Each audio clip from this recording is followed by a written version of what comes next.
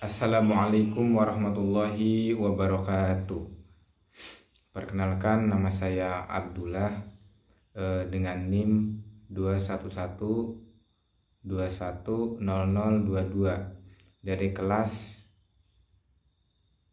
4 PAIA. Saya dari kelompok 1 yang akan menjelaskan mengenai hakikat kurikulum, pengembangan kurikulum, dan pembelajaran.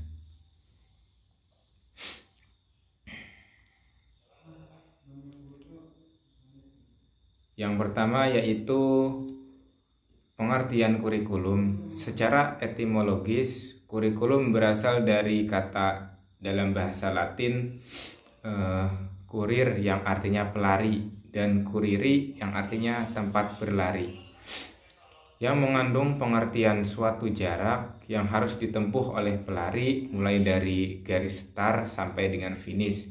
Dengan demikian, istilah kurikulum pada awalnya berasal dari dunia olahraga pada zaman Romawi kuno di Yunani, dan kemudian diadopsi ke dalam dunia pendidikan. Pengertian tersebut kemudian digunakan dalam dunia pendidikan dengan pengertian sebagai rencana dan pengaturan tentang sejumlah mata pelajaran yang harus dipelajari peserta didik dalam menempuh pendidikan di lembaga pendidikan. Yang selanjutnya yaitu menurut beberapa ahli mengemukakan arti kurikulum dalam bukunya Nasution tahun 2003. J. Galen Sailer dan William Alexander, the curriculum is the sum total of school effort to influence learning, whether in the classroom, on the playground, or out of school. Jadi, segala usaha sekolah untuk mempengaruhi anak belajar, apakah dalam ruangan kelas, di halaman sekolah, atau di luar sekolah, termasuk kurikulum. Kurikulum meliputi juga apa yang disebut kegiatan ekstrakurikuler. Lalu yang kedua yaitu Harold B. Albertis memandang kurikulum sebagai all of the activities that are provided for student by di school. Seperti halnya dengan definisi Sailer dan Alexander, kurikulum tidak terbatas pada mata pelajaran, akan tetapi juga meliputi kegiatan-kegiatan lain di dalam dan di luar kelas yang berada di bawah tanggung jawab sekolah. Definisi melihat manfaat kegiatan dan pengalaman siswa di luar mata pelajaran tradisional. Lalu yang selanjutnya yakni pengembangan kurikulum. Pengembangan kurikulum merupakan keniscayaan bagi institusi pendidikan agar proses dan hasil pendidikan tidak menyimpang dengan harapan dan mampu menjawab kebutuhan masyarakat sesuai tuntutan zaman. Untuk mewujudkannya, pemangku kepentingan pendidikan harus mematangkan kurikulum sedemikian rupa sejak perencanaan, implementasi, hingga evaluasi pada tahap perencanaan. Pembuat kurikulum menetapkan keputusan yang ideal bagi guru dan peserta didik. Sementara bagaimana mengejawantahkan perencanaan kurikulum dalam tataran operasional merupakan titik tekan tahap implementasi kurikulum. Lalu peran kurikulum. Peranan kurikulum memiliki beberapa peranan yang penting dalam kehidupan. Di antaranya adalah peranan konservatif, kreatif, serta kritis dan evaluatif. Berikut ini adalah penjelasan singkatnya. Dan saya membuat peran kurikulum yaitu dua, yaitu peranan konservatif dan peranan kreatif. Yang pertama, peranan konservatif kurikulum, artinya kurikulum berperan dalam mentransmisikan nilai-nilai masa lalu yang masih dianggap relevan dengan masa kini.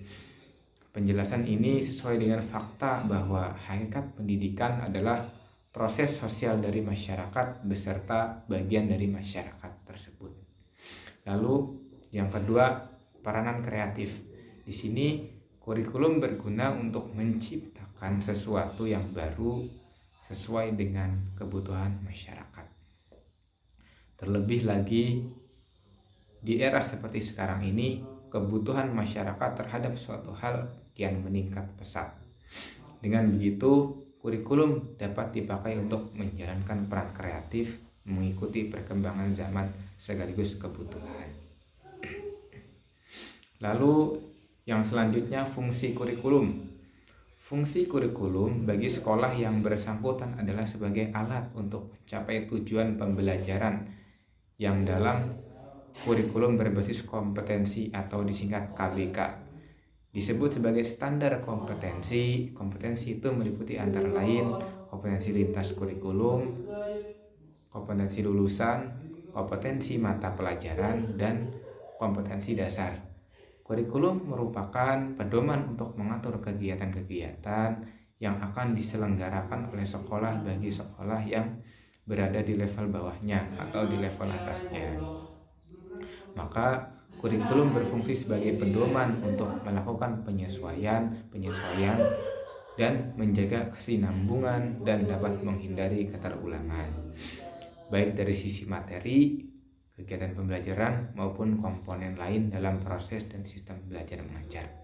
Bagi masyarakat, kurikulum dapat berfungsi sebagai acuan dalam mengevaluasi proses dan output yang dihasilkan oleh kurikulum tertentu, sehingga masyarakat dapat bekerja sama dan memberi masukan untuk mengembangkan, memperbaiki kurikulum di masa depan dan yang sesuai dengan kehendak dan kebutuhan masyarakat sebagai pengguna.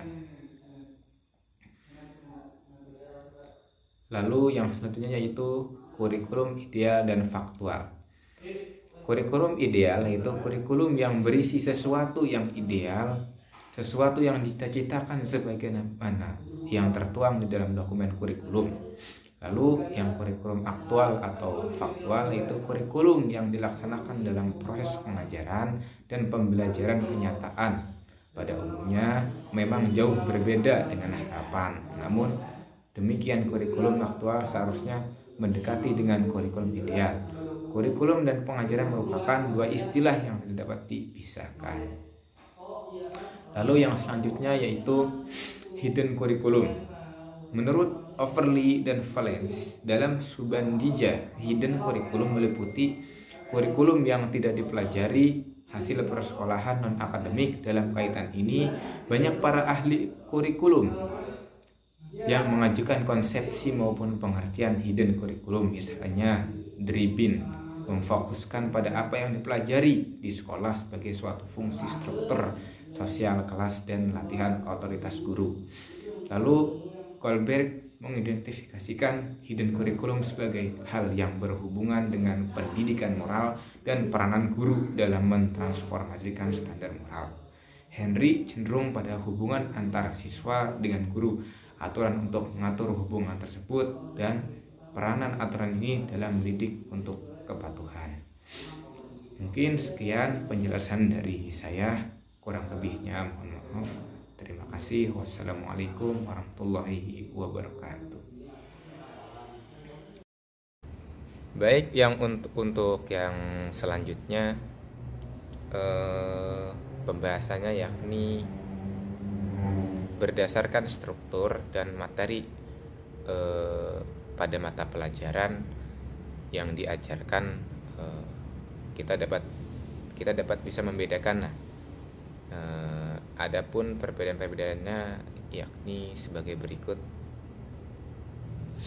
Yang pertama yaitu atau yang A, kurikulum terpisah-pisah atau yang biasa disebut kita dengan separated kurikulum.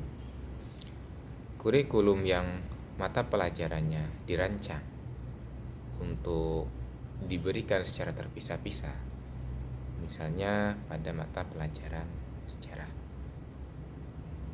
diberikan terpisah dengan mata pelajaran geografi dan seterusnya dan sebagainya.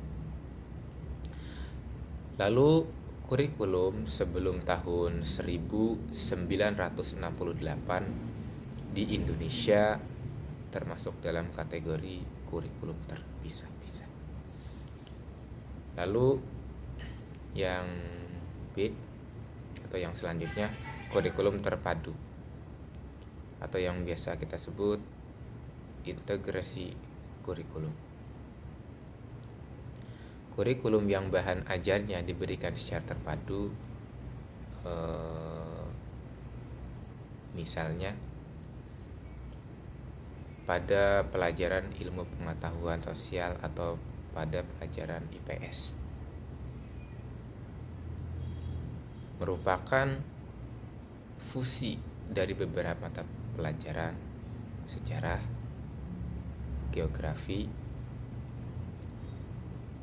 dan ekonomi, dan sosiologi, dan sebagainya.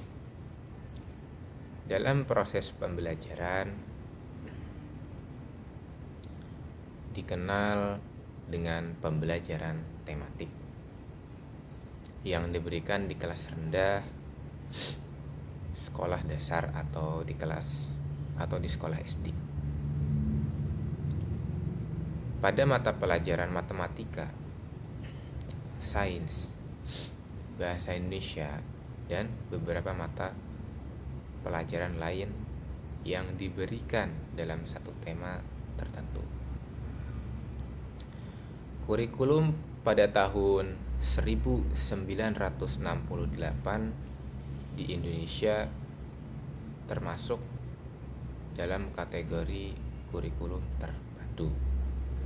Lalu yang selanjutnya atau yang C, kurikulum terkolerasi atau yang biasa kita sebut korelasi kurikulum. Kurikulum yang bahan ajarnya dirancang dan disajikan secara terkorelasi dengan bahan ajar yang lain. Lalu yang selanjutnya, berdasarkan proses pengembangannya dan ruang lingkup penggunaannya, kurikulum dapat dibedakan menjadi 3. Ada kurikulum nasional, ada kurikulum negara bagian, ada kurikulum sekolah. Yang pertama yakni kurikulum nasional atau yang biasa kita sebut nasional kurikulum, yakni kurikulum yang disusun oleh tim pengembang tingkat nasional dan digunakan secara nasional. Lalu yang selanjutnya kurikulum negara bagian atau yang biasa kita sebut state kurikulum, yakni kurikulum yang disusun oleh masing-masing negara bagian, misalnya di masing-masing negara bagian di bagian Amerika Serikat, dan digunakan oleh masing-masing negara bagian-bagian tersebut. Lalu yang terakhir kurikulum sekolah atau yang biasa kita sebut school kurikulum, yakni kurikulum yang disusun oleh lembaga satuan pendidikan sekolah, yakni kurikulum tingkat satuan pendidikan atau yang biasa kita sebut kurikulum KTSP, merupakan kurikulum sekolah. Lalu kurikulum sekolah yang terlahir dari keinginan untuk melakukan diferensiasi dalam kurikulum. Mungkin ini saja yang dapat saya sampaikan. Kurang dan lebihnya mohon maaf. Sekian, billahi taufiq wal hidayah. Wassalamualaikum warahmatullahi wabarakatuh.